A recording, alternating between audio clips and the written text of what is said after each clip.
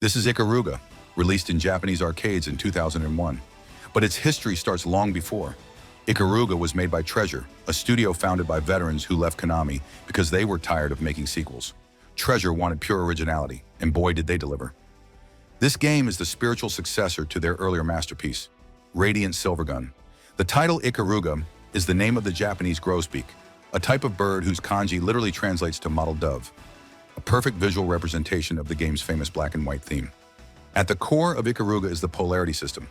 Your ship, the Ikaruga, can instantly switch between black and white. This isn't just a mechanic. It's a living lesson in philosophy.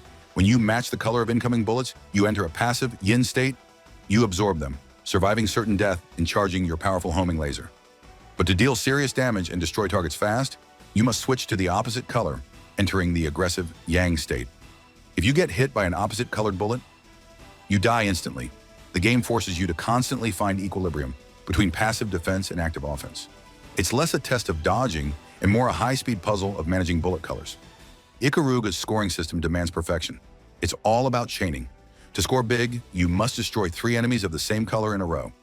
Get it right, and your score bonus doubles every time until you hit the massive max chain value of 25,600 points.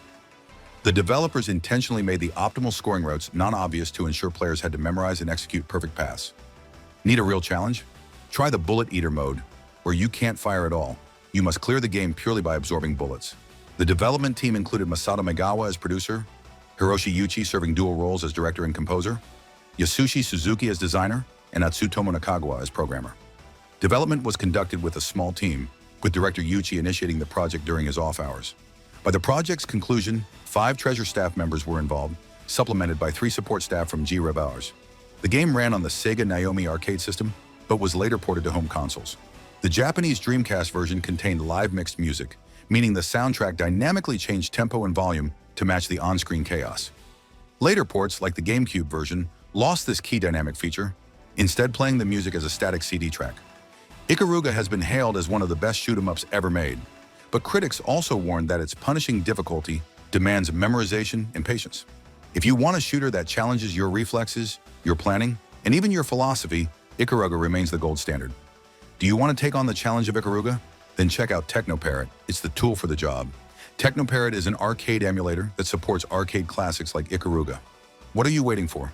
Download Technoparrot for free and join the arcade preservation movement. Have you played this game before? Tell us in the comments.